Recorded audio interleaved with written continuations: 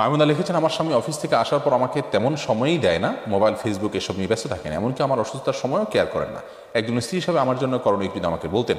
আপনার স্বামী যদি আপনাকে কেয়ার না করে থাকেন তিনি অন্যায় করছেন, এবং এই রোগটাতে আজকাল অনেক পুরুষ আক্রান্ত।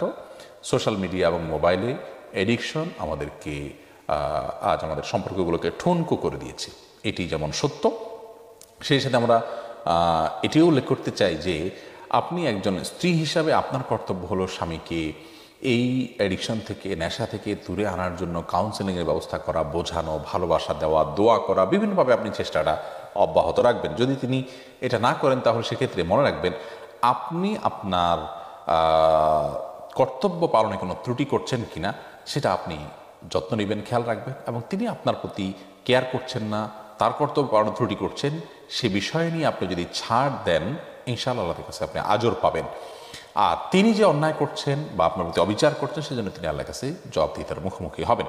তবে এগুলো নিয়ে যথেষ্ট আপনার ছাড় দেওয়ার মানসিকতা থাকা উচিত, এবং এগুলো নিয়ে বাড়াবাড়ি করা উচিত নয়। এগুলো নিয়ে বাড়াবাড়ি দাম্পত্য কলহের দিকে নিয়ে যায়, এবং ধৈর্যের সাথে, বুদ্ধিমত্তার সাথে এগুলোকে মোকাবেলা করতে হয়। আল্লাহ তাআলা তৌফিক দান করুন।